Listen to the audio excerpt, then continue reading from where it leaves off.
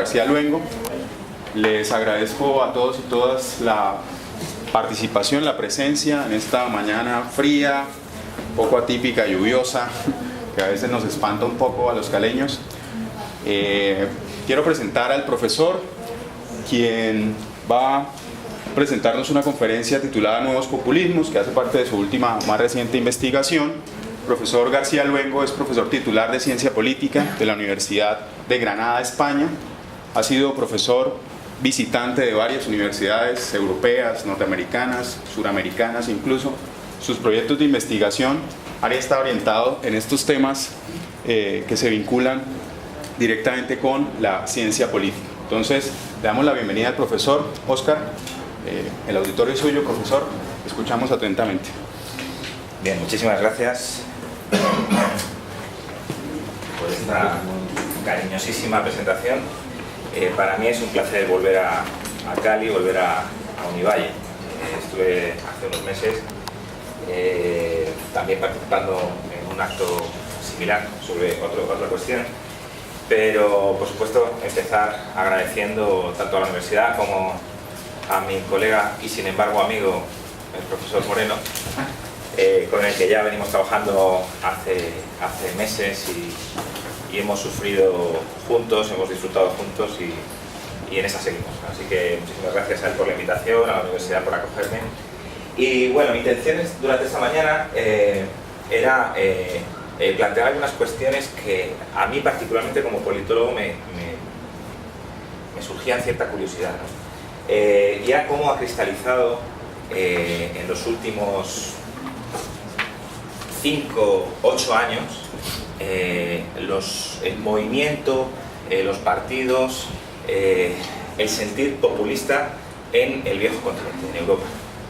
El populismo ha sido una doctrina, una aproximación muy típica de algunos países latinoamericanos durante el siglo XX, pero que encuentra un acomodo distinto, quizá por contexto, por nuevas situaciones, por nuevas demandas, ante los últimos acontecimientos tras la gravísima crisis económica del post-2008. Intentaré plantear, no quiero hacer una conferencia excesivamente soporífera sobre conceptos o aproximaciones epistolares al concepto de populismo, sino simplemente partir de una cuestión más o menos aceptada dentro de la academia, sobre esa realidad política y luego hacer un trazo hacia el otro lado del Atlántico a ver cómo es que encuentra consolidación el populismo.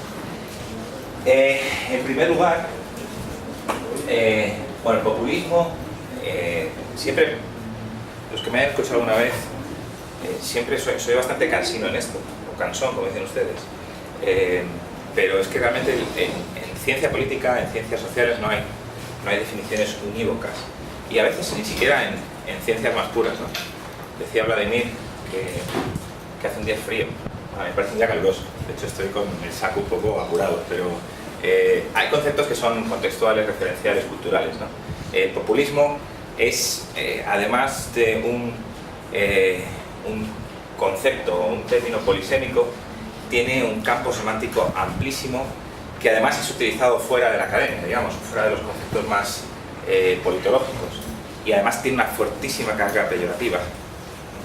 Es un adjetivo que se utiliza con cierta asiduidad, especialmente en el mundo del periodismo, de los medios de comunicación, para referir a alguien que no toma partido, que nos dice lo que queremos escuchar, pero realmente no lo siente. Es decir, tiene una fortísima carga peyorativa y por lo tanto es un concepto muy impreciso. Yo haré una propuesta no de definición, porque no es una intención la intención por la que partía esta conferencia o esta charla, sino más bien de punto de inicio. Pero insisto que es una cuestión que aparece de forma transversal en muchos países europeos, que tradicionalmente no habíamos tenido, más allá de grupos pequeños políticos, o grupos significativamente relevantes en términos de proceso político. Bien,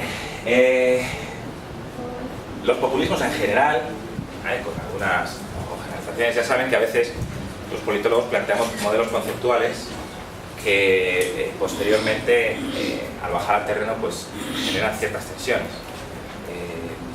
El populismo en general, podemos decir que surge, el populismo tal y como lo conocemos en nuestras disciplinas, surge en los años 30-50, fundamentalmente en países que habían sufrido una intensísima revolución económica o progresión económica, y que deja atrás muchos colectivos excluidos.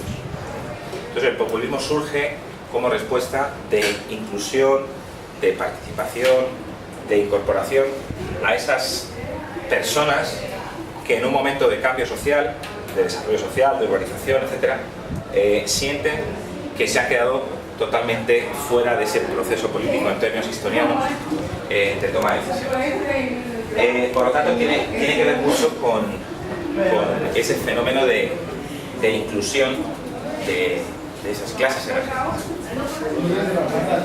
Aparte, hay una serie de conceptos o de términos que vienen acompañados del fenómeno populista, que son, bueno, las Fuerzas Armadas, en muchos casos, el populismo, el ultranacionalismo, la exaltación de los valores nacionales o de algunos valores nacionales, y también el antiimperialismo.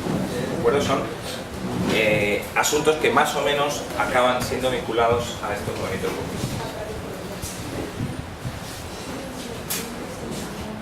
Habitualmente también, cuando pensamos en populismo, nos vamos directamente a pensar en la pobreza, en bolsas de pobreza que impiden que de alguna forma ciudadanos adquieran de forma efectiva esos derechos de ciudadanía, ¿no?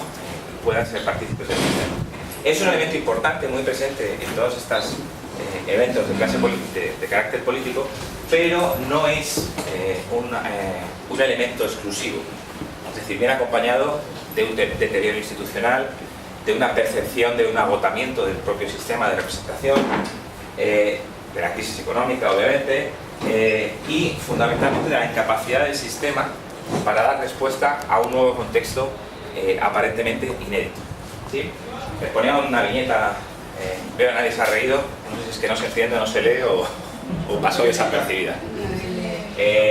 Lo que dice el Roto, que es un dibujante que participa en el país, en el diario El País, es que dice así como que unos tienen mucho y otros nada, pero la media es la correcta, ¿no? Es decir, que los fenómenos populistas tienden a aparecer en situaciones donde la brecha entre arriba y abajo parece situarse de una forma mucho más sólida. Bien, ¿qué ocurre en Europa pues unos 60 años después de que fenómenos como Velasco, de Perón, de otros muchos en la región sean parte de los estudios de fundamentalmente historiadores o sociólogos? Bueno, en Europa realmente existen partidos o sistemas de partidos muy consolidados que tienen alternancia en el poder pacífica, por lo tanto son democracias fuera de sospecha, pero que se ven realmente asfixiados a la hora de acometer determinadas cuestiones que a los ojos de la ciudadanía parecen absolutamente inevitables y que deben producirse. ¿Cuáles son? Fundamentalmente introducir o implementar cuestiones políticas públicas de carácter fiscal que graven a las grandes empresas, a las grandes fortunas. Es decir, esto es aún, quitando la excepción probablemente de los países nórdicos, Dinamarca, Noruega, Finlandia, es una cuestión todavía pendiente dentro de los países, especialmente del sur de Europa. Es decir, conseguir una política fiscal que realmente tenga una lógica de redistribución de la riqueza. Obviamente, acompañado de esto, aflorar una economía sumergida que ha sido también muy típica de los países del sur de Europa, que forma parte probablemente desde los fenicios de la cultura mediterránea, pero que en el fondo genera grandes bolsas de dinero desaparecido que en una situación de crisis económica como la que hemos sufrido y todavía estamos sufriendo, que fundamentalmente era un problema de liquidez, de inyección de capital, pues es más que necesario. Y el tema de la evasión fiscal. Ayer me metía en la cama leyendo la prensa española.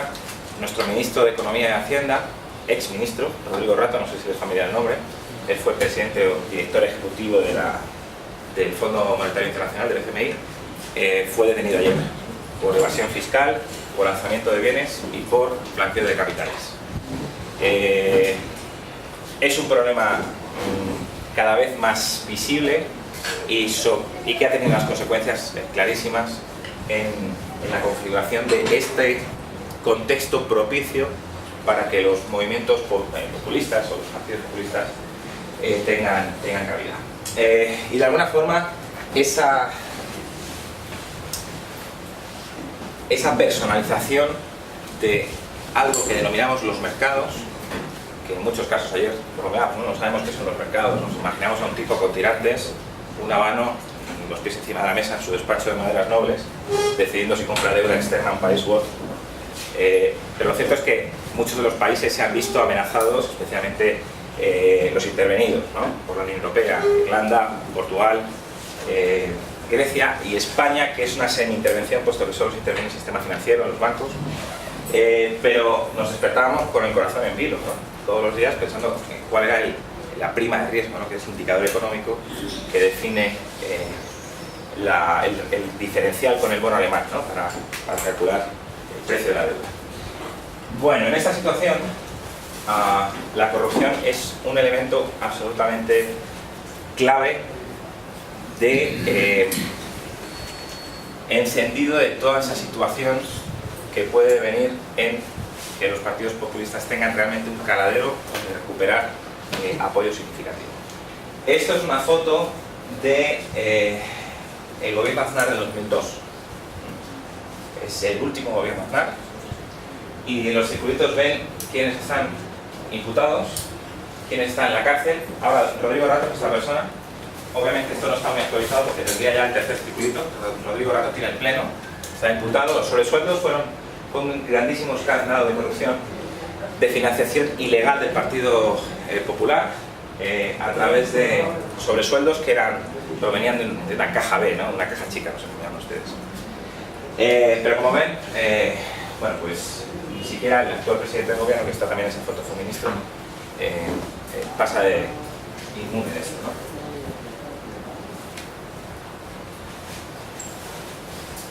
En realidad, la novedad que representa este modelo, o que a mí me parece curiosa, es que dentro de un sistema que después de la Segunda Guerra Mundial da respuesta a muchísimas de las demandas que se han ido acumulando y que genera realmente, o sea, funciona como un elemento de moderación social absoluta y realmente efectivo, se queda absolutamente agotado. Es decir, la democracia tal y como la entendíamos en Segunda Guerra Mundial, empieza a principios del siglo XXI a generar desajustes e incapacidad para dar respuesta efectiva a las preocupaciones reales de los ciudadanos. Es decir, que es un modelo donde las formas de participación parecen completamente ineficaces.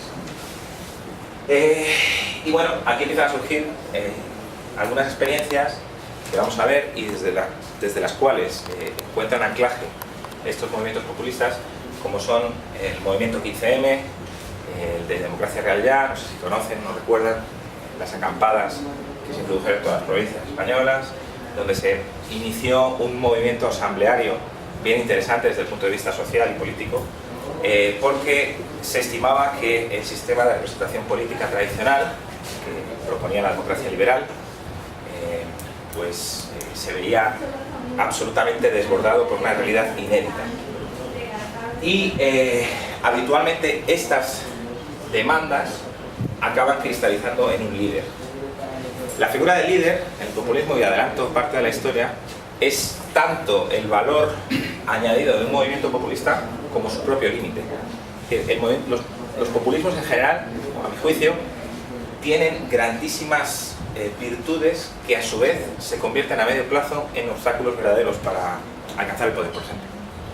Ya saben ustedes que un partido político es aquella institución, aquella organización estable en el tiempo, y como decía Weimar, que cuya duración o permanencia en el tiempo va más allá que la de sus propios fundadores, que tiene una vocación clara, que es la de alcanzar, mediante su reiterada presencia en procesos electorales, el poder, el ejercicio del poder. Claro que sí. Es que hay una serie de estudiantes acá y hay unos asientos, ¿sí?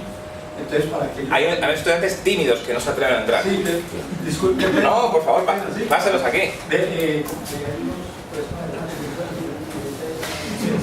¿Esto de quién es? ¿Tuyo?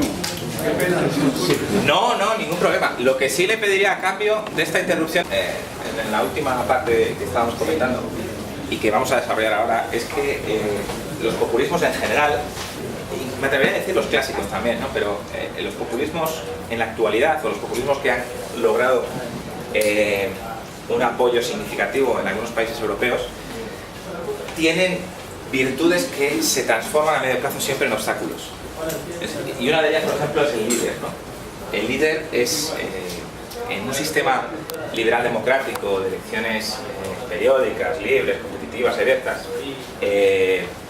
cuando necesita una estructura con la cual presentarse en las diferentes circunscripciones, encuentra realmente obstáculos para que la propia organización diluya ese papel casi mesiánico, ¿no? del líder populista. Bueno, entonces, resumiendo un poco lo que les trataba de mencionar, en Europa hay una serie de cuestiones que podrían tener paralelismo con las que le mencionaba al principio de mi intervención, sobre cómo surgen los populismos en los años 30-50, especialmente en algunos países de América Latina. En Europa tiene que ver, más que con el desarrollo económico, tiene que ver con la crisis económica. El paralelismo que puedo trazar aquí es que los dos procesos generan bolsas de excluidos. Tanto el desarrollo, digamos, agresivo que pudo sufrir, por ejemplo, Argentina, como en las crisis económicas internacional desde 2011. Para que se hagan una idea, claro, y esto de nuevo tiene que ver con esa elasticidad de algunos conceptos, ¿no? Yo cuando trabajo bastante con argentinos y con latinoamericanos, y cuando hablamos de crisis europea, mis amigos argentinos me dicen que es como bailar debajo de la lluvia, ¿no? Que crisis real es una crisis en la que los niños se ven obligados a buscar comida en las basuras de un día para otro, como pasó en Argentina en 2001, ¿no? Con la crisis de fuga de capitales, del corralito. Y es cierto que en algunos países europeos donde se han consolidado los estados de bienestar, ha funcionado el Estado como colchón protector ante determinadas cuestiones o desarrollos sociales sobrevenidos por una crisis económica. Pero ante la crisis económica hay un segundo factor, que es el intento de solución de la misma por parte de la Troika. ¿Qué es la Troika? O la denominada Troika. La Troika la forman el Banco Central Europeo, la Comisión Europea y el Fondo Monetario Internacional, que han dictado a algunos países, especialmente los que más han sentido la crisis económica, es decir, Italia, España, Portugal, Grecia, Irlanda, Francia en algún sentido, pero fundamentalmente el cinturón sur mediterráneo en Europa, que han planteado una solución estrictamente neoliberal, de austeridad, de ajuste, de recortes sociales, que es una de las opciones, ¿de acuerdo? No quiero que se me malinterprete, yo intento plantear la situación lo más asépticamente posible, no quiero que piensen que estoy haciendo o tomando partido por los populismos, pero sí intentando de entender por qué realmente en un momento específico de nuestra historia encuentran acogida cuando hace 10 años, por ejemplo, no hubieran enraizado de esta forma. Y por supuesto las consecuencias sociales. Las consecuencias sociales que, como digo, no son comparables a algunas que ocurren en países pues menos desarrollados económicamente, pero por ejemplo la reagrupación familiar ha sido una de las cuestiones que ha hecho que, por ejemplo, en mi país, en España, las altísimas cuotas de desempleo, que en jóvenes en mi provincia, en Granada, llega a casi el 70%, es decir, el 70% de los jóvenes de menos de 30 años están desempleados. Pues no haya devenido en una revolución social. Algo iba a decir alarmante, no, algo chocante es que, por ejemplo, en los últimos 10 años las tasas de delincuencia, al contrario que podría pensarse, se han reducido. O sea, la crisis económica no ha venido aparejada de un aumento de la criminalidad o de la delincuencia, ¿no? Pero lo cierto es que esos tres vínculos acaban generando pues, una situación muy particular y creo que sin precedente inmediato, que ha generado una deslegitimación de los mecanismos tradicionales democráticos de participación política. Con el democracia real ya, el ya nos representan, la solicitud de pasar unos años con el cinturón apretado al resto de la gente, mientras que las grandes fortunas no han hecho más que aumentar sus beneficios. Otro dato interesante es que en España se multiplica durante los años de la crisis por 3 la adquisición de vehículos de alta gama, de lujo, que es un dato indicativo ya de que la crisis no afecta a todos por igual. Es más, decían algunos economistas, ¿no?, que toda crisis genera riqueza, genera un volumen muy reducido, por supuesto, de personas que se enriquecen por las crisis económicas. Y todo esto genera pues, esa frustración social de la que hablábamos.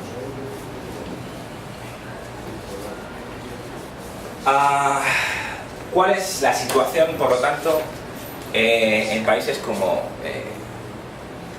Grecia, en España, Francia, Austria, Holanda, donde hay partidos populistas de muy diversa consideración o muy diversa índole, que han conseguido generar un caudal electoral muy importante y que les está situando en una posición realmente de lo que Maurice Duverger llamaría chantaje político. Es decir, una posición que quizá no en el poder, pero sí que tiene una gran capacidad de conseguir demandas o demandas propias porque en los regímenes parlamentarios la llave la tiene la aritmética parlamentaria, ¿no? Desde el punto de vista de la ciencia política hay que ser honestos. Es decir, por un lado, los populismos acaban haciendo radiografías muy exactas de cuáles son las necesidades reales de la población o del sistema en general, ¿no?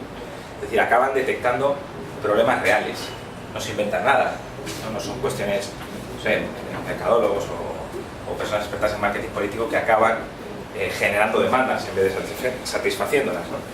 Pero lo cierto es que, aunque hacen un diagnóstico bastante acertado de cuál es la situación, lo cierto es que sus propuestas, en la mayoría de los casos, son a veces injustas, son en gran medida exageradas y en muchísimos casos inviables. El ejemplo de Syriza en Grecia, bueno, Alexis Tsipras, ha sido fundamental, ¿no? Bueno, su ministro estrella, digamos, el ministro de Finanzas, Varoufakis, que lleva 2 meses probablemente sin conciliar el sueño porque planteaban en las elecciones, y gracias a eso ganaron las elecciones, una reestructuración de la deuda que es casi imposible. Es decir, que el puesto en... ¿no? ¿Quién con algo de sentimiento patrio decide que los mercados han sido especialmente injustos con Grecia y que no están dispuestos a pagar una deuda que ha sido injustamente impuesta a un país con esa historia y esa trayectoria como son los griegos, ¿no? Pues ese discurso, que enganchó muy bien en un proceso electoral, se está viendo muy agotado. Ahora, por eso decía que al inicio, que las propias virtudes de los movimientos populistas se convierten en su propio obstáculo y a veces en el elemento clave de su desaparición.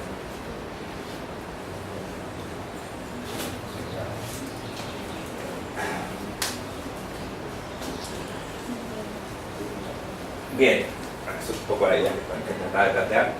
¿Cómo se ha cristalizado en Europa las alternativas populistas, ¿no? Que podríamos denominar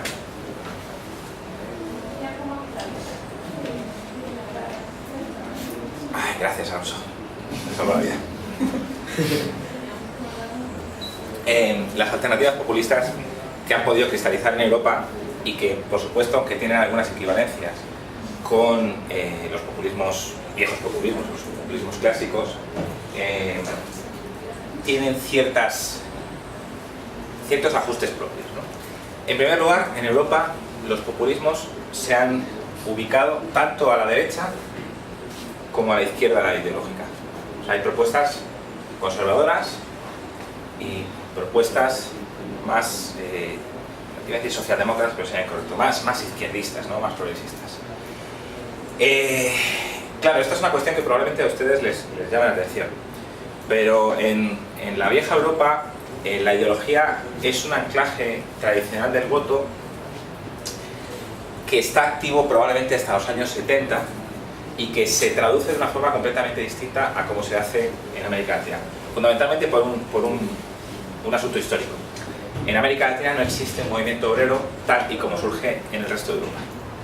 No hay un movimiento de clase, por supuesto hay una influencia de los autores que acaban gerenciando esa realidad histórica hacia una articulación u otra, pero lo cierto es que la ideología es un concepto absolutamente vaporoso que se traduce de una forma distinta en América Latina o en Europa.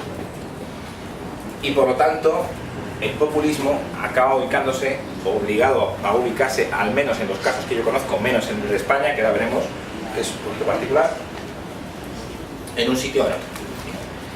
En la izquierda, ¿qué es lo que se reclama en general? Bueno, pues en primer lugar, no son anti-europeístas, pero sí reclaman una Europa distinta. Realmente están en contra de la Europa financiera y basada en criterios económicos de reducción de déficit, de austeridad, etcétera, que probablemente, bueno, recordemos la Unión Europea comienza como una comunidad económica, o sea, tiene una naturaleza embrionaria económica. La Europa social es una cuestión mucho más tardía, que se acaba produciendo precisamente por acabar culminando ese proceso larguísimo de integración europea. Pero en la izquierda, los movimientos populistas de izquierda, en Grecia, en España es complicado, y en otros países, ¿de acuerdo?, fundamentalmente reclaman una Europa distinta, una Europa social. Curiosamente no tiene ninguna dimensión étnica, ninguna, es decir, no es un nacionalismo antisemita, xenófobo o islamófobo, como ocurre en algunas posiciones de derechas, y lo que sí coincide con la otra parte del espectro ideológico es que hay un establishment, lo que podemos llamar la casta, que es una clase dominante. No es una traducción probablemente de la lucha de clases, pero a la moderna y con tintes muy distintos. Pero realmente lo que denuncian es esa minoría de dominantes, de establishment, de élite, que está gerenciando la propia crisis económica en su favor, que sale beneficiada de hecho de la crisis económica y que acaba generando una frustración social prácticamente inédita, ¿no? ¿Y qué ocurre en la derecha? Bueno, en primer lugar llama muchísimo la atención que a pesar del pasado muy reciente que tenemos, Segunda Guerra Mundial, la mayoría de los partidos populistas ubicados en la derecha conservadora son partidos racistas. Tienen un componente étnico enorme. Hoy, por ejemplo, leía en la prensa, Francia ha puesto 100 millones de euros encima de la mesa para combatir la islamofobia. Ustedes tenemos también un contexto generado post-11S, en el cual bueno, pues todo musulmán o con aspecto musulmán o que podría tener algún ancestro que no comía bacon, pues acaba siendo un medio sospechoso, ¿no? Y eso ha calado muchísimo, porque además de ese clash cultural que hay con el mundo del Islam, con los musulmanes, es que además se ha articulado un discurso muy populista y muy efectivo, que es aquel que consiste en lo siguiente: los inmigrantes vienen a agotar nuestro estado del bienestar. Ese estado de bienestar que hemos acuñado, que hemos mimado y que hemos protegido durante décadas, está siendo expoliado por el turismo sanitario de muchos inmigrantes ilegales del este de Europa, pero especialmente del mundo musulmán, ¿no? Árabe musulmán. Bueno, eso es una cuestión que arraiga bastante. Por lo tanto, el ultranacionalismo de corte étnico son antieuropeístas. Esto es curioso. Ellos denuncian a la Unión Europea como aquella institución supranacional que está subyugando los aspectos básicos de soberanía nacional de cada uno de los países. Y por lo tanto, además hay políticas europeas, especialmente en este campo sensible, que son competencia exclusiva de la Unión Europea y sobre la cual los países pueden poco hacer, ¿no? No sé si ustedes conocen más o menos las fuentes de derecho a nivel europeo, pero en la jerarquía de normas tenemos dos clases, los reglamentos y las directivas europeas. Las directivas son de directa aplicación, y de obligado cumplimiento, y los reglamentos tienen un periodo transitorio de adaptación al derecho propio, o de desarrollo del derecho propio, mejor dicho. Hay cuestiones donde las directivas han sido fundamentalmente el recurso jurídico de la Unión Europea para activar esas competencias. Y por supuesto sí mantiene directamente vinculado también con las posiciones más de izquierdas el anti-establishment, el anticasta, el anti-élite política. Aquí les pongo algunos ejemplos. La famosísima heredera de Jean-Marie Le Pen, del Frente Nacional Francés, Marie Le Pen, los neonazis de Amanecer Dorado, que es no sé si está ascendido a los medios colombianos, pero estos tipos son auténticos matones. Es decir, matones que llegan a agredir a políticos en tertulias en televisión y que hacen marchas a lo más nacionalsocialista, con estética nacionalsocialista, etc., ¿no? Y que además, insisto, tienen un apoyo muy importante de la población. No es un partido con una proyección de gobierno, pero sí de un apoyo significativo. Luego está Geert Wilders, del Partido por la Libertad en Holanda, que también es de corte muy xenófobo, en un país con una inmigración, especialmente de Turquía, muy alta, y los del Movimiento por la Libertad de Hungría, que son los cuatro. Probablemente Jörg Haider también en Austria tuvo en el pasado un apoyo bastante significativo, y algunos países con apoyos populistas de derechas más lineales, ¿no? Claro, llegamos a España. ¿Cuál es el interés añadido del caso del populismo, de lo que podíamos denominar de populismo? Por supuesto, ningún partido populista reconoce que son populistas, ¿no? Digo precisamente por esa carga peyorativa que tiene el propio término, ¿no? Pero lo cierto es que hay unas características ya muy conceptualizadas que encajan perfectamente en todo ese discurso de lugares comunes, del bien común, de acabar con la guerra, de acabar con el hambre, de acabar con todo aquello que cualquier persona en su sano juicio podría estar de acuerdo. Podemos tiene un especial interés para los politólogos, no solo porque sus 5 fundadores son politólogos, son profesores de la Complutense, que también, sino porque consiguen aprovechar y capitalizar determinadas cuestiones que el resto de partidos en Europa no consigue hacer. Primero tiene unas características muy particulares en sus orígenes. Es un partido extremadamente nuevo e improvisado. Es decir, ellos se forman 5 meses antes de las elecciones europeas por probar cómo les iría, pensando que si Pablo Iglesias sacaba una representación, un escaño en el Parlamento de Estrasburgo, ya sería un éxito. Y acaban teniendo 5, con casi 1,5 millones de votos.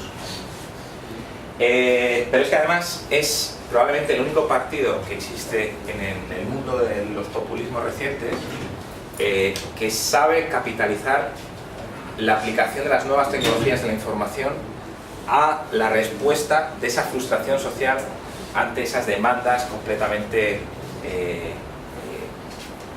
no respondidas por el sistema.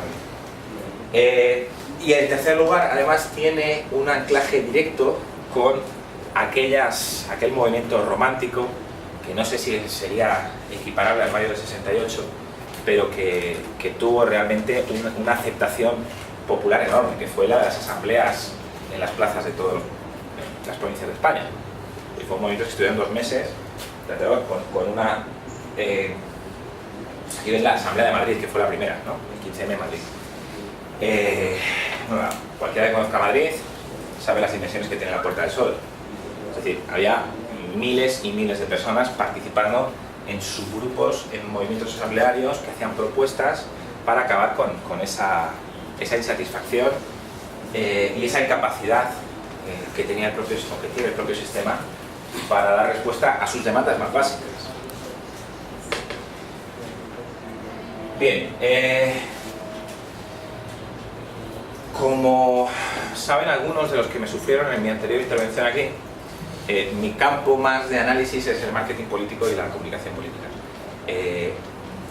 Y este partido realmente ha sido muy inteligente.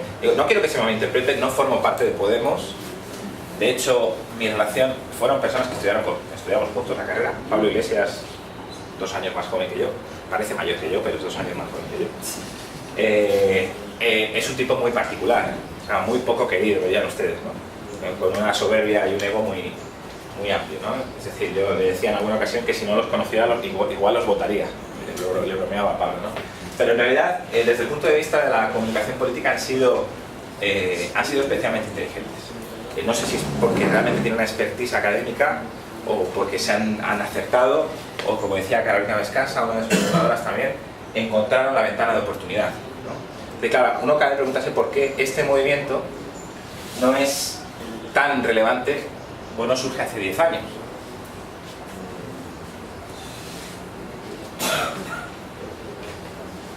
Bien, pues una de las cuestiones que a mi juicio tiene más acierto, y gracias a eso, o como uno de los elementos, nada es monocausal aquí, en ningún fenómeno sociopolítico. No podemos decir que gracias a que son inteligentes en su estrategia electoral han tenido la posición que tienen y tienen la proyección que tienen, ni mucho menos. Pero es una de las cuestiones que suma muchísimo a esta idea. Es la gerencia tanto de los temas como de los nuevos encuadres. Les comentaba en algún momento que en las campañas electorales las estrategias deben evitar el posicionamiento ante determinados temas. ¿Qué quiero decir con esto?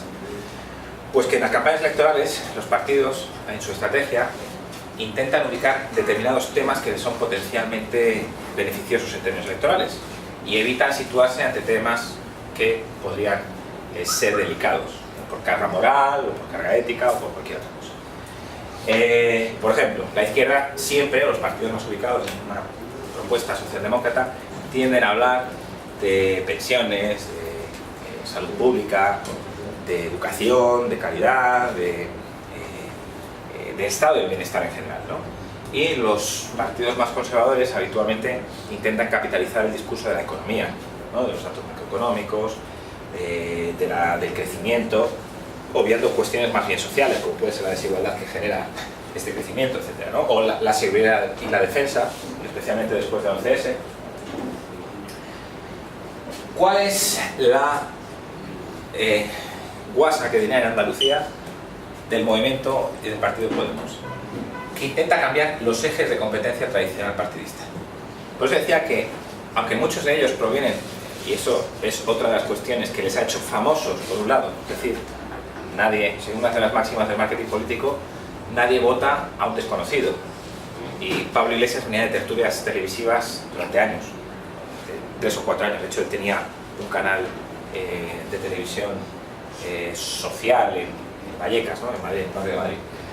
Pero lo cierto es que consiguen cambiar las inercias de la competencia partidista e insisten en que ya no están hablando de una competencia izquierda-derecha en la que ellos no están interesados en jugar o en ubicarse, sino que ellos están hablando de un vector nuevo que es élite, o lo que ellos llaman casta, y que además sigue perfectamente lo que el viejo profesor Goebbels le decía a Hitler: se repite una cosa, una mentira, hasta que la conviertes en verdad. El repetir un mensaje sencillo, conciso, reiterado y visible, que es el de casta, ahora vamos a ver algunos ejemplos en vídeo, ha sido especialmente efectivo. Pero es que además, curiosamente, la mayoría de estos fundadores provienen del mundo de la izquierda. Muchos de ellos colaboraron de forma de consultores internacionales con el régimen de Chávez. muchos de ellos fueron asesores internos de plantilla del Partido Comunista de España en su coalición de partidos con Izquierda Unida. Es decir, que ellos tienen un pasado reciente, y digo reciente, no son personas madurísimas ya en su senectud que hace 40 años participaron en gobiernos medio sospechosos, ¿no? Son personas que han estado trabajando hasta hace 3 años con estos partidos, ¿no? Pero han conseguido ubicar esas cuestiones o han conseguido capitalizar el lenguaje con el cual han conseguido llegar a estos excluidos, ¿no? A las personas que se han sentido excluidas. Fundamentalmente con el concepto de casta, que ahora vamos a ver, y con una cuestión que repetían mucho en campaña, que ellos querían ser los carteros de los ciudadanos y se negaban a ser los mayordomos de los banqueros, ¿no? O querían dejar bien claro esto.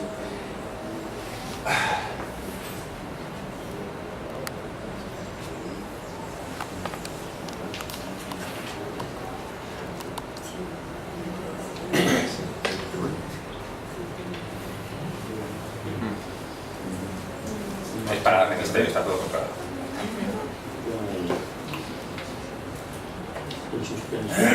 ¿Ahí estás en línea o estás...?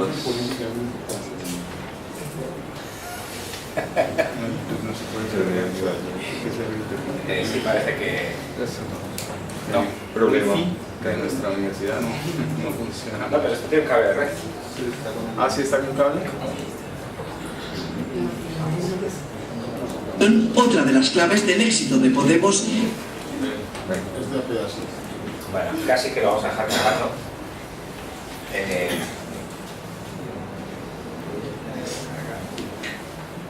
Y este es corto. Los que me preocupan más son los de Apple, pero creo que los tengo. Sí. Pendrive. Llevo muchos años peleándome con las máquinas en las conferencias, en los congresos, etc. Siempre traigo un plan B. Vamos a dejarlo cargando a ver si... Bueno, como intentaba comentar, quizá una de las cuestiones que más llama la atención en relación con el populismo, con las articulaciones de carácter populista, con características populistas, que han arraigado en España, tiene que ver, a diferencia de los populismos, con el uso de las nuevas tecnologías y con, como novedad, fundamentalmente, con una casta académica que son los fundadores realmente de este movimiento, ¿no? En alguna ocasión le preguntaban a Pablo Iglesias que cuando ellos dejaban de ser una alternativa, digamos, populista, por evitar esa connotación, iban a convertirse en casta, ¿no? Pues si tenían objeto o voluntad de poder, y me consta que la tienen, o sea, no es un partido que pretenda obtener 30 escaños en el Parlamento Nacional y tener una posición de control político estratégica, sino que ellos aspiran realmente al ejercicio del poder. Por eso les decía que la gran contradicción de los populismos, en este caso de Podemos, es que sus virtudes iniciales se convierten en obstáculos después.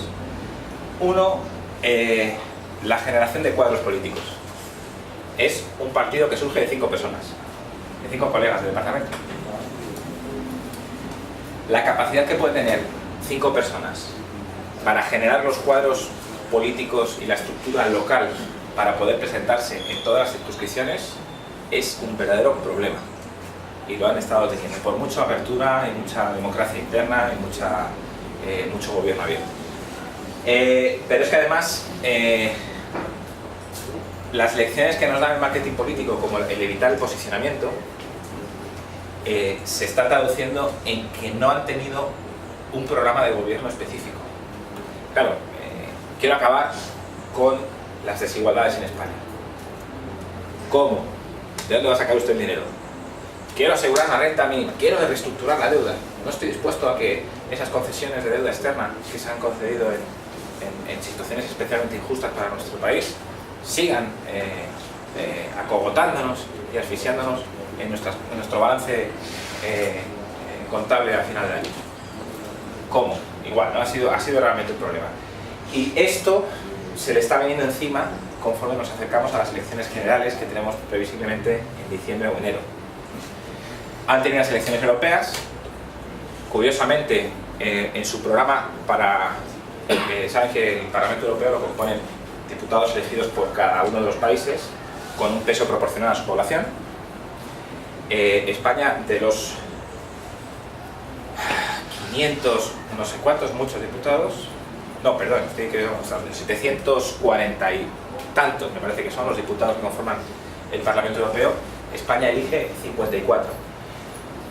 Fue el primer aviso de Podemos como de músculo electoral, pero se presentó a las elecciones con un programa en el que no había ni una sola cuestión que dependía de las competencias europeas. Ni una. Aborto, es una cuestión nacional. Hablaba de cuestiones de dignidad y vivienda, que no tiene, o sea, no es una competencia política de la Unión Europea, ni mucho menos. De hecho, la vivienda aún, el suelo, es competencia de los ayuntamientos. Entonces, es una propia contradicción la de intentar vertebrar un discurso característicamente popular y de recepción fácil, pero que se ve obligado a cristalizar de una forma mucho más sólida. Voy a intentar poner el plan B, al menos lo que tengo. De la política, y la mayor parte de la gente que lo ejerce no cobra absolutamente nada, sino de los sueldos de determinados cargos públicos. Y yo creo que hay gente que tiene que estar escandalizada al plantearse un debate sobre si el señor Rajoy cobra más o cobra más el señor Rubalcaba.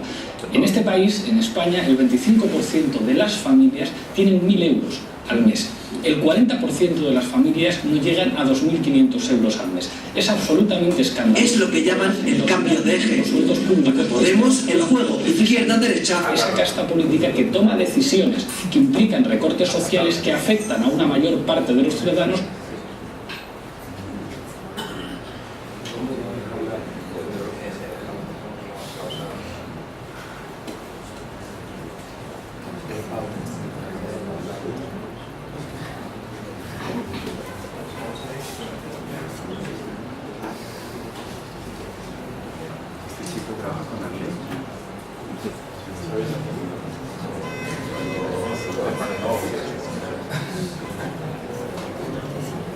Yo creo que no hablamos tanto de los sueldos de los políticos. Político es todo aquel que ejerce la política, y la mayor parte de la gente que lo ejerce no cobra absolutamente nada, sino de los sueldos de determinados cargos públicos.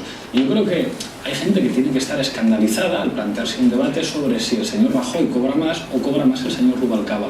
En este país, en España, el 25% de las familias tienen 1.000 euros al mes.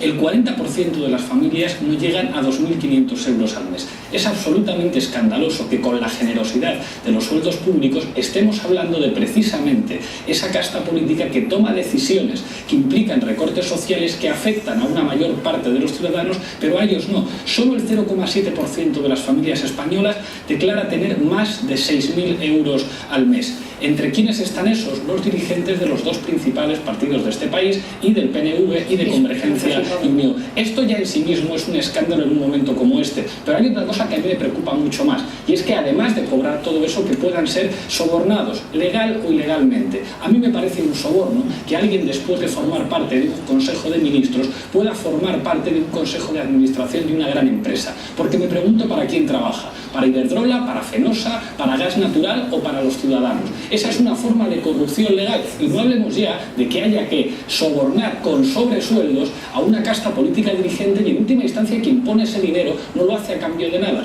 lo hace a cambio de favores administrativos. Pero el dinero siempre es importante, es importante. Yo creo que hay algo que todo el mundo que nos escuche tiene claro. Por una parte, que las élites políticas de este país no son una fotografía de España. Es decir, no tienen las mismas condiciones ni se enfrentan a los mismos dilemas a fin de mes que la mayor parte de los ciudadanos. Y ahí están los datos, simplemente por una cuestión del salario, que no quiere decir que no tengan primos ni hermanos que estén en otra situación. Pero desde luego, la casta política, que es un término que inventaron los italianos, se diferencia del resto de la sociedad. Al mismo tiempo, yo creo que todos estamos de acuerdo en que los sueldos públicos de los principales dirigentes políticos de este país son más que generosos. Hay muy poquitos funcionarios de carrera en la administración de nivel A que cobren lo mismo que algunos cargos públicos. No es así, vaya al Congreso, le traigo la lista de salarios del Congreso, no es así. Es decir, ¿cuánto cobras al mes? Pero que no es así. No, pues se lo voy a decir exactamente. exactamente, se lo voy a decir exactamente, neto 2.200 más 1.800 de dietas para el desempeño de las funciones, es decir, 4.000 euros. Mucho más, sí, pero mira, vamos a ver, sí, pero yo estoy de acuerdo. Déjame acabar el argumento. Lo que pretendía plantear es que son sueldos muy generosos. Pero ¿dónde está el problema? Aquí se ha apuntado una cosa crucial, la representatividad. Yo creo que la solución no es un distrito uninominal. En el Reino Unido existen distritos uninominales, todos los miembros de la Cámara de los Comunes tienen que ir a su distrito y se dan los mismos problemas que aquí.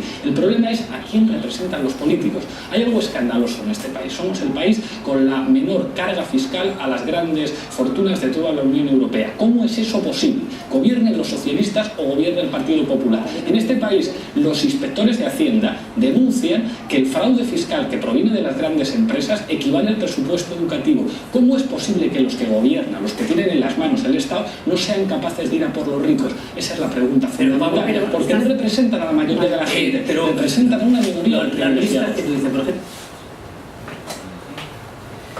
Bien, esta es una de las cuestiones que, como ven, es un discurso muy... ¿Quién no está de acuerdo en eso? Supongo que la casta no está de acuerdo en eso, ¿no? Escucharlo, pero las características populistas son clarísimas. La puesta en escena de Pablo es genial. Poca gente conoce a Pablo Iglesias, estudió arte dramático, aparte de ciencia política. No es que sea un fraude como politólogo. Digo que es un tipo muy vinculado a este mundo del arte, de la farándula artística, y el tipo realmente tiene una puesta en escena envidiable, ¿no? Sabe comunicar con muchísima cintura, ¿no? Y esa es una de las cuestiones que planteaba, ¿no? Es decir, que las características que nosotros podemos percibir son muy... tienen una vinculación muy particular con ese concepto más clásico de populismo. Forma parte de la vieja política. La política entre izquierda y derecha es una estafa. Ahora sería los de abajo contra los de arriba. De oligarquía frente a ciudadanía. Es que no carga. Bueno. Es que no carga. La conexión no es... Bueno, los importantes los tengo bajados ya, está previsto.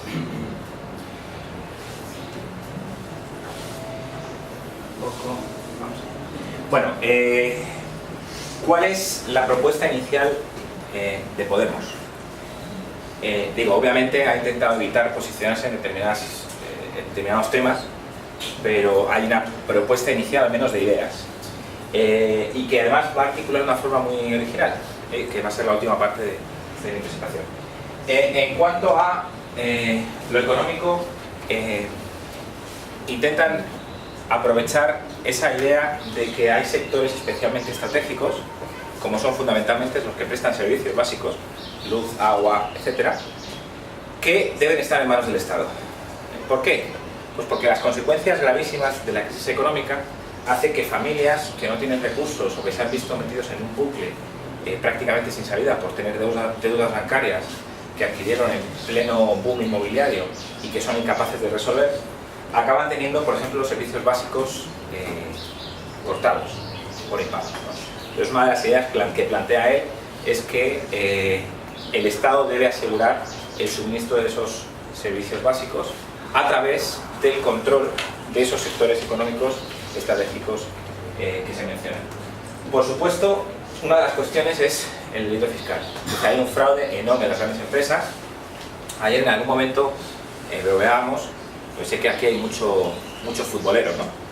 Pero el FC Barcelona, Real Madrid y los grandes clubes de la Liga Profesional Española le deben a la hacienda pública millones de euros que han estado sin pagar durante décadas. El Barcelona tiene un presidente en la cárcel y hay otro que viene de camino. Neymar ha tenido problemas con la hacienda pública. Messi estuvo a punto de ir a la cárcel. Esto no sé si son cuestiones que trascienden más allá de... Veo alguna cara de sorprendido. No sé si he acabado con algún mito. Las mujeres se ríen, pero los hombres no. James no. No, James es la perla de... pero lamentablemente está en un club que sí defrauda. Esas grandes fortunas no son solo empresas, es decir, hay un gravísimo problema que no ha aflorado hasta que ha habido un problema de liquidez provocado por la crisis económica. Pero es que las grandes empresas pagan pocos impuestos e intentan tener una situación de negociación constante con el Estado para condonar deudas, para hacer inversiones distintas. Es decir, son lo que se ha llamado piezas claves de la economía o del ciclo del proceso económico, y que por supuesto hay que tratarlas de una forma distinta, ¿no? Hay una de las cuestiones quizá estrella, que es el de la renta básica, ¿no? El derecho a la renta básica, que es la aseguración por ley de un sueldo mínimo a todos los ciudadanos españoles.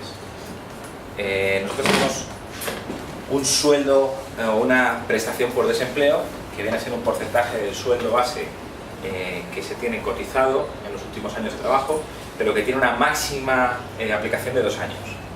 Es decir, más de 2 años no hay ciudadanos que puedan cobrar eso. Claro, la crisis económica ha durado más de 2 años y hay un problema claro de situaciones de exclusión social. Mencionaba, los sociólogos rescatan la lógica de la estructura familiar mediterránea como elemento de colchón ante una situación como esta. Es decir, ha habido un fenómeno social que era imprevisible, que es el de reagrupación familiar. Lo digo, reagrupación familiar de 2 o 3 generaciones para sobrevivir los empates de la propia crisis, ¿no?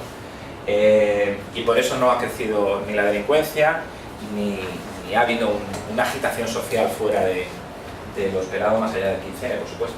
Y bueno, la distribución de la riqueza, pero como ves son cuestiones absolutamente genéricas, nada concretadas y de alguna forma en las que todos estamos bastante de acuerdo.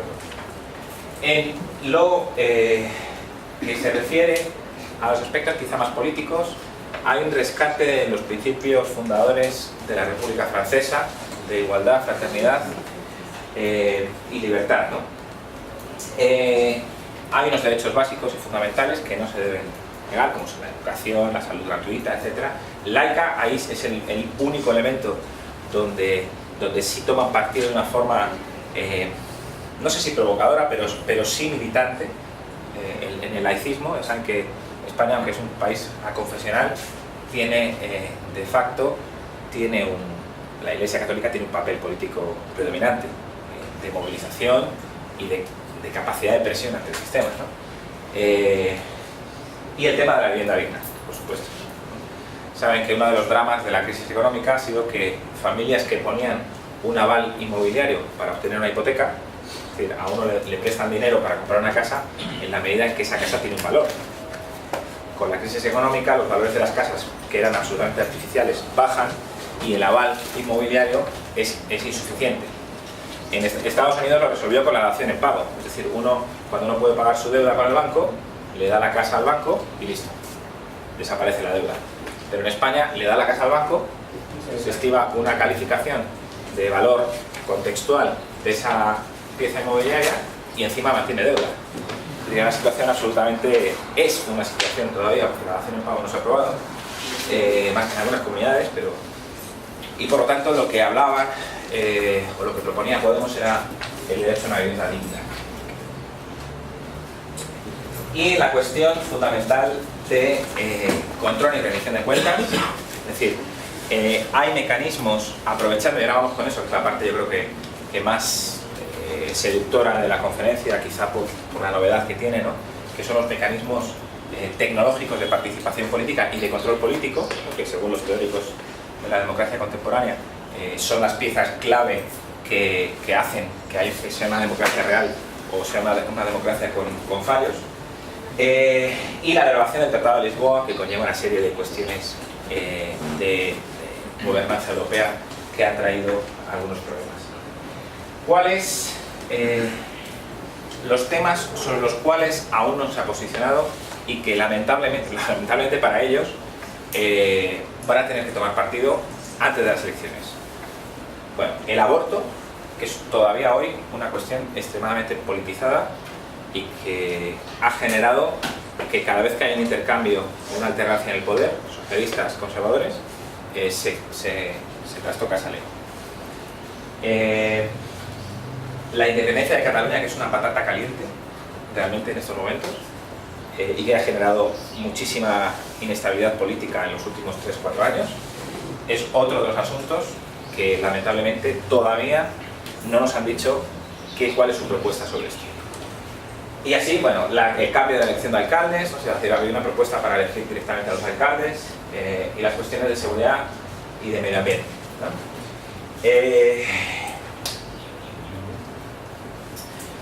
¿Cuál es el interés, al menos desde el punto de vista propio, politológico, de Podemos? O sea, ¿cuál es la gran aportación que a mi juicio ha hecho Podemos, más allá de la puesta en escena de Pablo, de lo bonito que habla, de la capacidad de seducción que tiene con las audiencias? Es decir, más allá de todo eso, y de que ha sabido capitalizar un movimiento de, digamos, de frustración social en cambio político, ¿cuál es el valor añadido de un movimiento como Podemos que lo diferencia fundamentalmente del resto de experiencias o alternativas populistas que se plantean en otros países vecinos? Bueno, pues sin duda el uso de las nuevas tecnologías de la información y de la comunicación. Es decir, ellos han sido muy inteligentes a la hora de dar una respuesta clara ante la insatisfacción popular de no participación y de falta de control político, utilizando precisamente el potencial que ofrecen algunas herramientas. Mencionamos en algún momento que, claro, muchas veces cuando se habla en sentido ideal, nosotros nos referimos a la Grecia clásica, ¿no? Qué bonito, que discutían todos tomaban decisiones colectivas, había una democracia directa real, ¿no? Claro, unos cuantos años después, en sociedades extremadamente complejas y masivas, multitudinarias, estos mecanismos son imposibles de implementar, o al menos hasta ahora.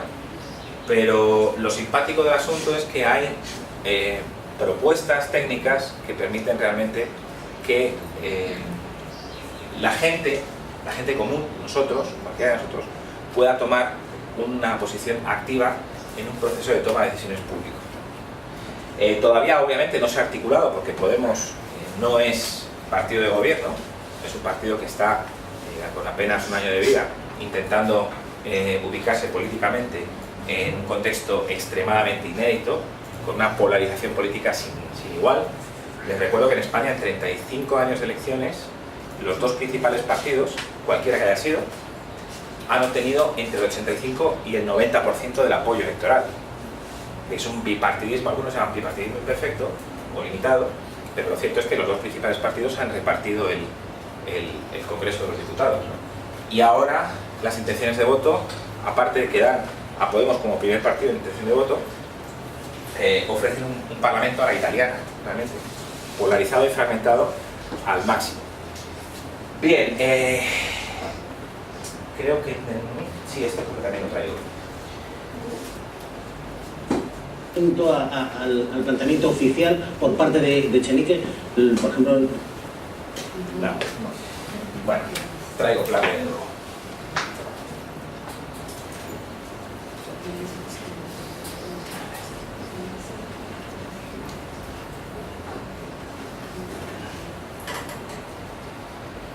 Junto al planteamiento respecto al tema de los portavoces, pero aquí estamos muy pendientes. Bien.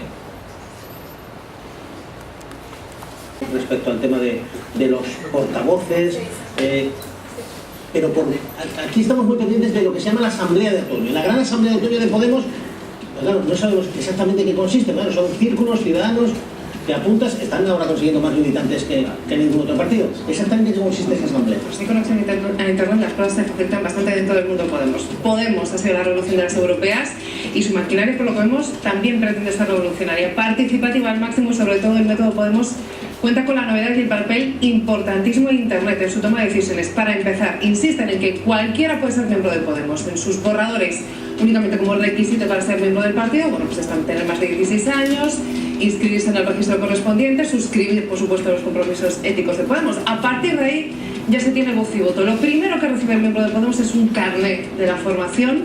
Con este carnet se adjudica directamente una clave de Internet. Esta clave es personal intransferible.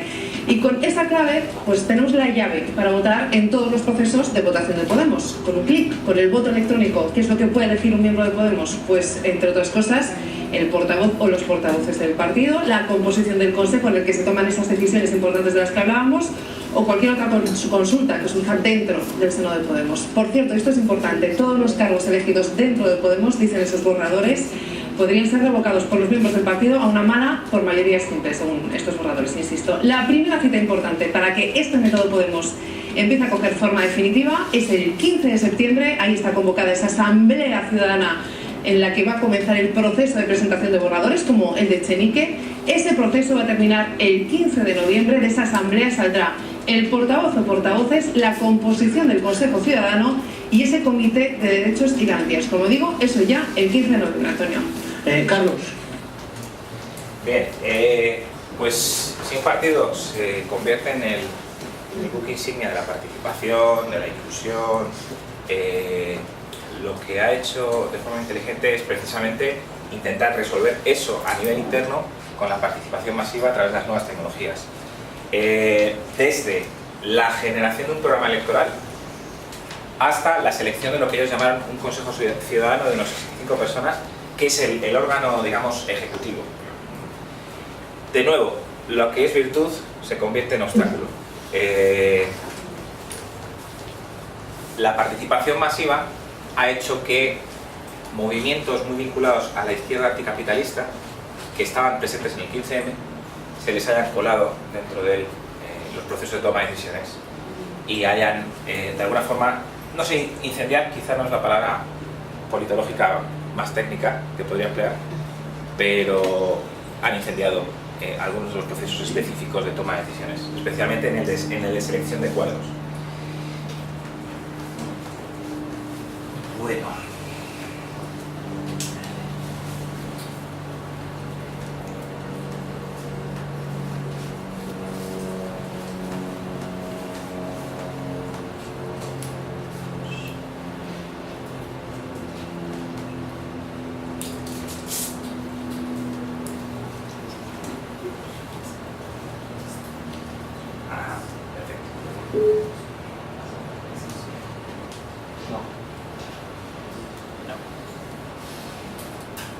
Pues seguimos.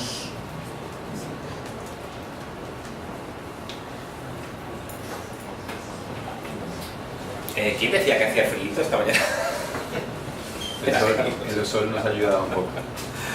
Bueno, gracias al profesor Alonso estoy sobreviviendo a esto. Yo soy mucho más simpático y mucho más fluido en mis conferencias, lo que pasa es que con estas temperaturas no soy incapaz de parecer ni siquiera inteligente. Bueno, ¿cuál es la grandísima aportación del movimiento Podemos a esta nueva discusión de democracias reales, de participación fluida de los ciudadanos, de inclusión cívica de las personas corrientes? Bueno, pues hay una plataforma que han sabido capitalizar muy bien este movimiento, que es Upgrade. No sé si algunos de ustedes han oído hablar de esto. Es completamente nuevo. Como veo caras de epistemólogos neozelandeses por las aulas, veo que no hay sorprendente. Nadie ha escuchado hablar de esto. Bien. Es gratis. Vamos a aplicar a partir de hoy. Si es gratis la miramos a ver cómo la descargamos. Si no... Para elegir al director del IEP vamos a aplicar eso. Aquí César nos colabora con la creación de la aplicación. ¿Qué es Upgrade? Upgrade es una aplicación pensada fundamentalmente para teléfonos inteligentes, para teléfonos celulares, que permite utilizar lógica estadística en la toma colectiva de decisiones.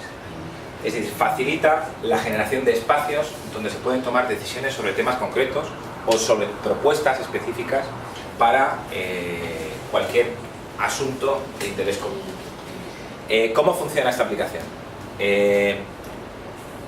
Funciona con una lógica que favorece, a diferencia del obstáculo que presentaba para los populismos, puesto que, a diferencia de lo que se pueda pensar, cuanto mayor número de personas implicadas en ese proceso de toma de decisiones, mayor es la fiabilidad de que la toma de decisiones se ha producido de una forma significativa. ¿Cómo funciona? Ahora voy a poner un par de vídeos explicativos para que quede mucho más claro, pero la lógica es que en esta aplicación se plantean círculos, grupos, sobre los cuales se formula una serie de cuestiones. Entonces, la gente se suscribe a esos grupos para tomar las decisiones sobre esas cuestiones. ¿Qué hace la aplicación? Bueno, pues utilizando una lógica de muestreo estadístico, divide a ese colectivo en tantos grupos como propuestas específicas hay. Sé que es difícil pillarlo, digamos, dicho, pero con el ejemplo específico es mucho más fácil. De forma aleatoria, distribuye a cada subgrupo una cuestión sobre la cual tiene que tomar decisiones y va rankeando esas decisiones y distribuyéndolas de nuevo en subgrupos o en tantos subgrupos como propuestas hay. En definitiva, utilizando un algoritmo matemático, lo que hace esta aplicación es facilitar un proceso de toma de decisión colectiva sin la necesidad de que toda esa colectividad acabe votando cada una de las decisiones. ¿Vale? Digamos, una decisión sencilla, si nosotros queremos, imagínense, no sé, pedir visado a nuestros visitantes españoles. ¿No? Entonces es una propuesta muy básica. ¿Le pedimos o no le pedimos visado? Pues todo el mundo entra y unos sí, otros no. Se llega a un consenso, ¿no? A una decisión consensuada. Claro, eso es una pregunta cerrada, estructurada, pero si planteamos una cuestión como ¿qué propuestas tienen ustedes en relación al tránsito libre o controlado de ciudadanos extranjeros en nuestro país? La apertura es mucho más, ahí puede haber cientos de propuestas, ¿no? Les voy a intentar ilustrar esto con algún ejemplo. Esto es básicamente lo que hemos dicho, ¿de acuerdo? La facilidad que tiene esta aplicación para generar consensos colectivos de multitudes completamente masivas y numerosas. Es más, no importa el número, sino que cuanto más gente hay, más fieles, digamos, es la decisión. El ágora moderna, pues. Exactamente. Eso de los signos de democracia virtual.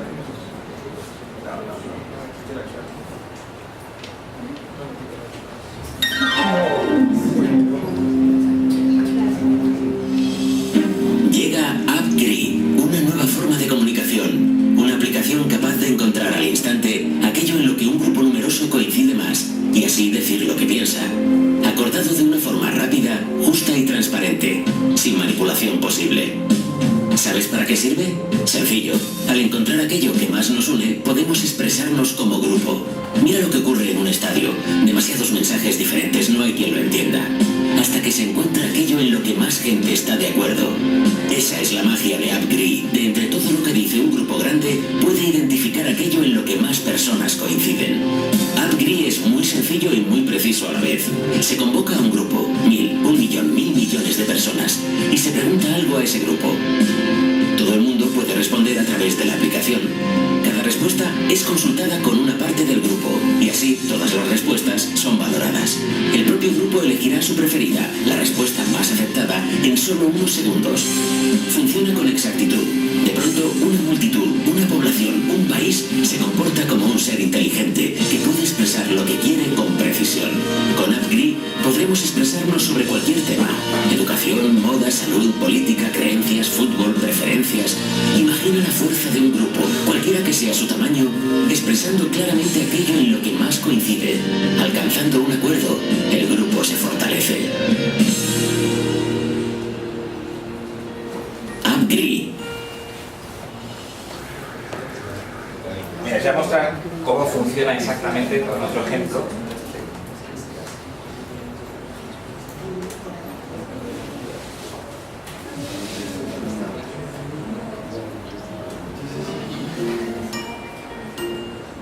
¿Cómo funciona AppGree?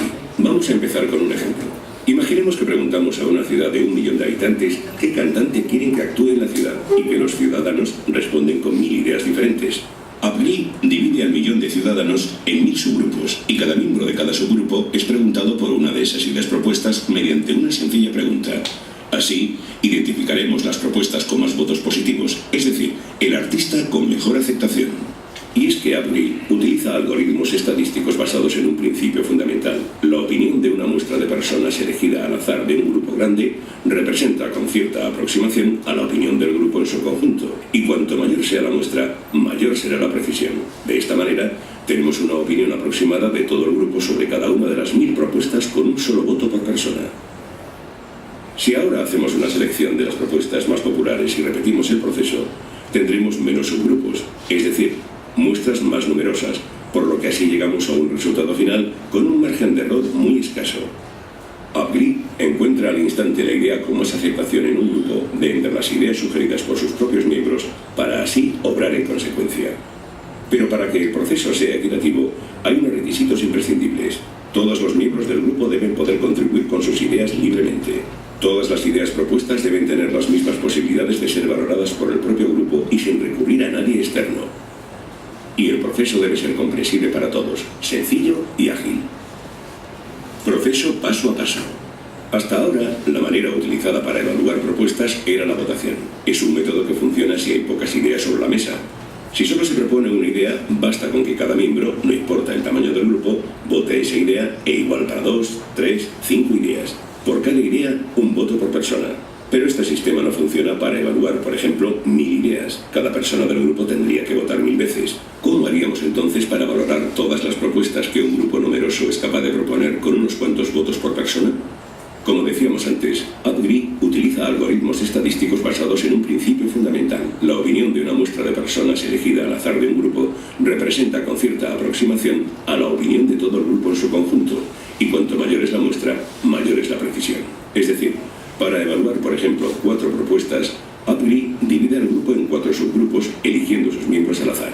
Cada subgrupo será una muestra representativa del grupo en su conjunto y valorará una de las propuestas. Como en este caso el tamaño de la muestra es grande, bastará un voto por persona para obtener un resultado muy preciso. La opción con más aceptación será la ganadora. Haremos de la misma forma para evaluar todas las ideas que un grupo ha sido capaz de proponer. Esta es la grandeza de UpGree, que es capaz de crear tantos subgrupos o muestras como ideas propuestas y consultar a todos en segundos para identificar la que mayor aceptación tiene. En el caso de que el número de propuestas sea alto, este proceso se puede repetir varias veces para asegurar la mayor precisión de los resultados. De esta forma, después de cada ronda de votaciones, se hace una selección de las propuestas mejor valoradas y se vuelven a votar dividiendo nuevamente al grupo en distintas muestras, esta vez de mayor tamaño al ser el número de propuestas menor. Así tantas veces como se estime necesario. El proceso de consulta acaba con una votación general, donde todo el grupo se pronuncia sobre la propuesta ganadora. UpGree permite a grupos de cualquier tamaño proponer ideas de todo tipo y conocer en cuestión de segundos la valoración del grupo sobre esas ideas, o lo que es lo mismo, les da el poder de organizarse y comunicar su voluntad de forma autónoma. UpGree. Hermoso, ¿no? Aquí digo eso para La Habana. Yo me ofrezco voluntario. Bien, bueno, más allá de cuestiones, de problemas operativos que se hayan planteado, digamos que la idea que ha mantenido coherente el movimiento de Podemos ha sido muy visible, ¿no? Que es el de la participación, el de abrir la participación. ¿Cuáles son las sombras de todo este proceso? En realidad, que en esta selección del Consejo Ciudadano, que ocurrió en el pasado otoño, la participación fue muy baja, mucho más baja de lo que se esperaba. Bueno, muy baja, fueron aproximadamente 3.000 personas. Una toma de decisión común de 3.000 personas ya es significativa, ¿no? Pero fue mucho más, las expectativas que se habían creado sobre esto fueron mucho más amplias de las que finalmente fueron. Y en otro lugar es que, tal y como os decía al principio, habitualmente los movimientos populistas acaban cristalizando en un líder, ¿no? Muy visible, muy mesiánico, con unas capacidades comunicativas fuera de toda sospecha y fuera de toda duda. Y el problema es que esa estructura que está generando Podemos corre grave peligro para su fundador.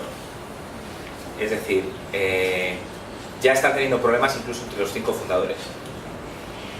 Y la generación de los repartos de poder o de cuotas de poder a nivel distrital o de circunscripción está generando ya convulsión dentro del propio partido. Es decir, que es muy bonito, la idea es realmente fantástica, pero a nivel operativo está dándose de bruces con la naturaleza humana y sus pasiones más primitivas, ¿no? Les quería mostrar uno de los ejemplos reales de cómo se tomó una de las cuestiones programáticas, y con esto vamos acabando, en la propia asamblea de Podemos, ¿no? Que está grabada por un tipo que en realidad es un ejemplo in situ real. Hoy la iniciativa Podemos nos ha sorprendido con una nueva forma de hacer política usándose de las redes sociales. Estamos hablando de la primera Asamblea Ciudadana Podemos, APCRI. Como vemos, simplemente tenemos que entrar en el grupo APCRI, Podemos Asamblea Ciudadana, y esperar a que se nos formule una pregunta. En este caso, ¿qué cambios esperáis que traiga Podemos? Tras dar nuestra propia respuesta, simplemente tenemos que esperar a que los demás usuarios terminen de responder a la pregunta o que se acabe el tiempo establecido para responder. Una vez cumplida una de estas dos condiciones, se nos propondrá valorar las respuestas ajenas hasta llegar a una propuesta más valorada. Ahora mismo se acaba de acabar el tiempo para responder a las preguntas y hay 3.152 preguntas. Nos ofrecen una primera respuesta a valorar. En definitiva, un cambio de rumbo que haga que la política de este país se utilice para conseguir aquello que merecemos, una vida digna. Supongamos que queremos que esto sea igual.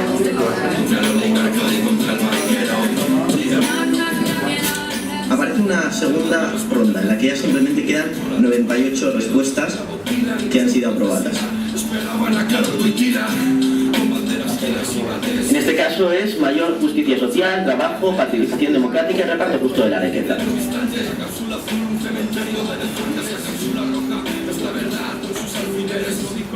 Una vez acabado el tiempo, los usuarios de la asamblea podrán valorar la respuesta más votada.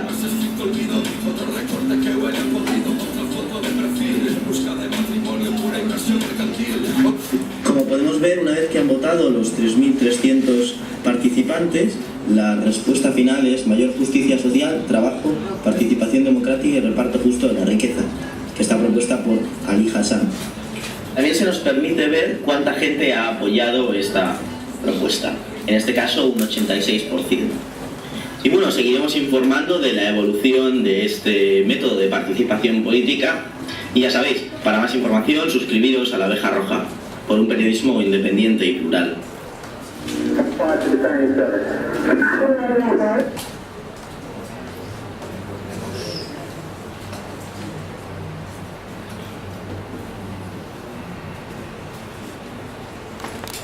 Que ha surgido, probablemente sea la más conocida, o al menos la que más se ha aplicado en el contexto de este post. ¿Cómo funciona APCRI? Vamos a empezar con un ejemplo. Imaginemos que preguntamos a una ciudad de 1 millón de habitantes qué cantante quieren que actúe en la ciudad y que los ciudadanos responden. Está en bucle, pues Responden con 1000 ideas diferentes. APCRI divide al millón de ciudadanos en 1000 subgrupos y cada miembro de cada subgrupo es preguntado por una de esas ideas propuestas mediante una sencilla pregunta. Así, identificaremos las propuestas con más votos positivos, es decir, el artista con mejor aceptación. Lo solucionamos con el método. Bueno, les comentaba que era la única, aunque sí, quizá la más conocida, y bueno, que ya terminar ya, no les aburro más, para abrir un turno de participación. ¿Cuál es la conclusión, ¿no? Los final remarks? Bueno, a mi juicio Podemos tiene unas características muy equivalentes a lo que podríamos llamar populismos clásicos, con una puesta en escena completamente novedosa, precisamente porque la situación contextual es muy diferente y se han desarrollado mecanismos cuyo potencial han sabido realmente capitalizar. Como les decía también, las potencialidades de Podemos, en ese momento de ventana de oportunidad que ellos mismos establecen, se están convirtiendo a medio plazo en propios obstáculos. No sé hasta qué punto insalvables o no, porque la primera prueba real electoral va a ser a final de año, pero lo cierto es que desde que comenzaron su cortísima vida solo han cosechado realmente éxitos importantes, ¿no? y sin precedentes en la vida democrática española. Y finalmente el tema de las nuevas tecnologías, creo que el potencial es enorme. Es cierto que tiene dificultades logísticas de implementación y que hay una discusión jurídica de cuán vinculante puede ser una aplicación de esta, o los resultados de una aplicación de esta. A mi juicio, creo que, al menos por donde vais proyectado esto, es que especialmente en ámbitos circunscritos y allegados de decisión colectiva, como por ejemplo puede ser un ayuntamiento o un ámbito territorial más reducido, se pueden convocar cuestiones sectoriales de interés colectivo sobre las cuales sí puede haber una orientación ciudadana en relación a esto, ¿no?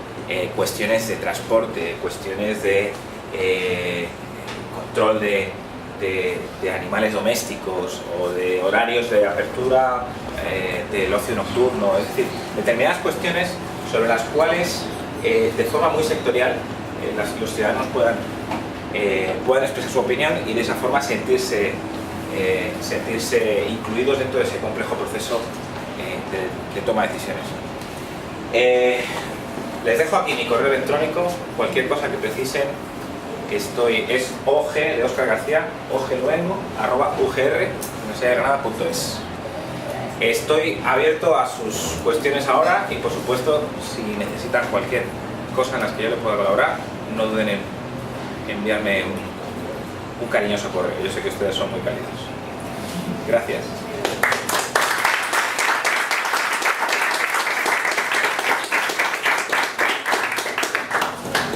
Bueno, muy bien, agradecemos al profesor Óscar García Luengo compartirnos este resultado de su... ¿Puedo responderte? Porque mi capacidad de retención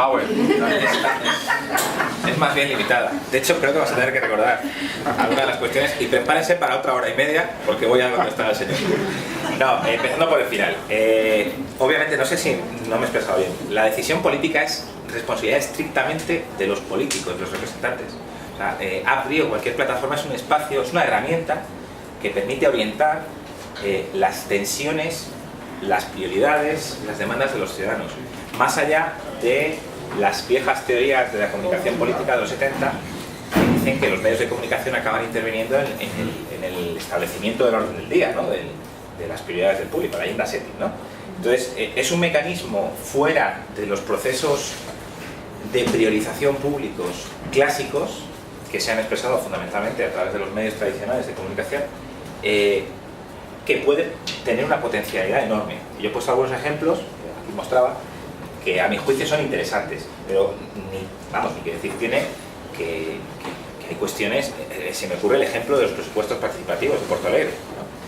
Fue la bomba, ¿no? Todo el mundo decía, madre mía, la gente decidiendo dónde se gasta el dinero, qué bueno, ¿no?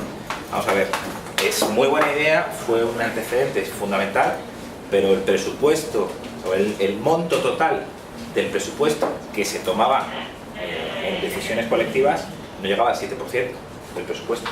Entonces, quiere decir que tiene limitaciones, pero que abre una nueva forma de expresión o un mecanismo articulado de expresión para demandas cuya percepción ha sido que eran incapaces de ser vinculadas en ese proceso de desafección o de incapacidad de ineficacia política, que decimos los politólogos, ¿no? Es decir, de percepción de que nuestras demandas no son incluidas ni mucho menos en el proceso político. Sobre los obstáculos y las virtudes. No me refería a las nuevas tecnologías, yo creo que son virtud bien gerenciadas. Lo que me refiero es que hay unas características clásicas del populismo que se ven reflejadas en la articulación de nuevos populismos, o de lo que podemos llamar nuevos populismos. Quería ser honesto al principio, mi intención no era hacer una propuesta conceptual de nuevo populismo, básicamente porque ya está hecha y porque me veo incapaz. Realmente lo que quería era intentar ajustar cuestiones muy recientes en esa propuesta conceptual ya clásica y ya suficientemente debatida durante décadas, ¿no? La cuestión que a mí me llama la atención es que los movimientos populistas son tan particulares que sus virtudes iniciales, no me refiero a las nuevas tecnologías, en general, el líder carismático, el diagnóstico real de los problemas que ocurren, acaban siendo obstáculos a medio plazo. ¿Por qué?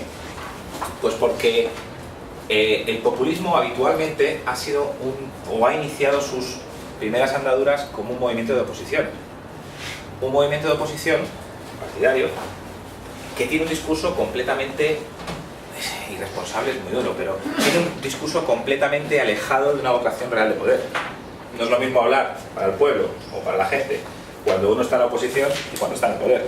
Por eso decía que, por ejemplo, el diagnóstico real de los problemas que ocurren en la sociedad es una de las virtudes, pero eso se acaba agotando cuando un partido populista tiene que tomar la decisión real, política, con una partida presupuestaria asignada para esto, ¿no? Y ahí es donde, por ejemplo, estamos viendo que Syriza, el populismo griego, está teniendo gravísimos problemas y es partido de gobierno.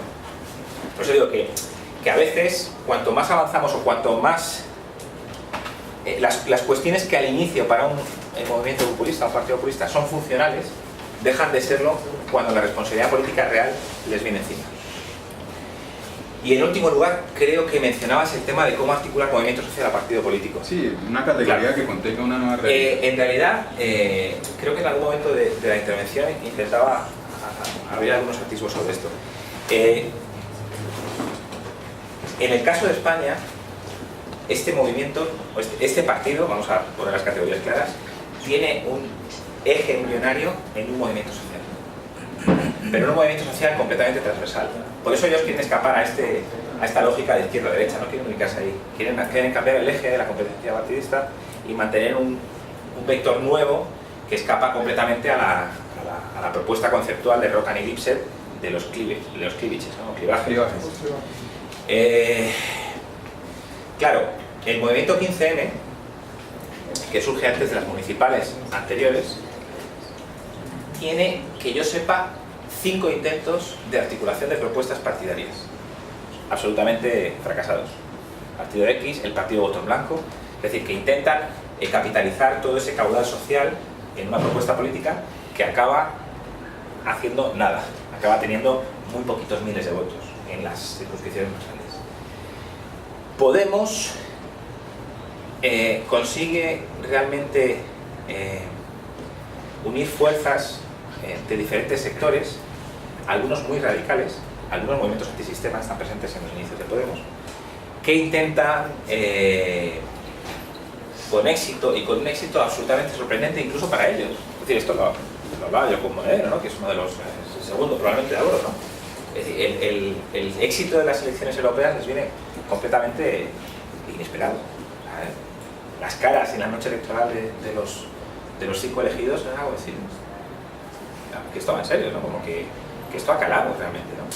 Que esto no va más allá de encuestas o de simpatía, ¿no? Es un movimiento nuevo, joven, con gente preparada, con demandas muy sensatas. Pero, claro, no es un partido político. Y eso ha sido a otro micronivel lo que ha convertido sus virtudes iniciales con las limitaciones formales de un partido político. Uno puede hablar de la deuda externa, qué injusta es la deuda externa.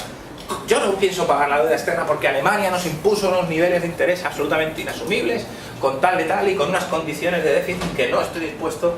Claro, ese discurso es muy fácil, pero cuando estás en el poder tienes que irte a hablar con Angela Merkel. Y créanme que tiene mal carácter. Rafael. Buenas, profe. Mi pregunta aparte es desde la herramienta tecnológica. Realmente lo que uno encuentra en el APTRI es un desconocimiento de las teorías racionales comprensivas hacia un proceso mucho más limitado de casos. Es decir, ratificando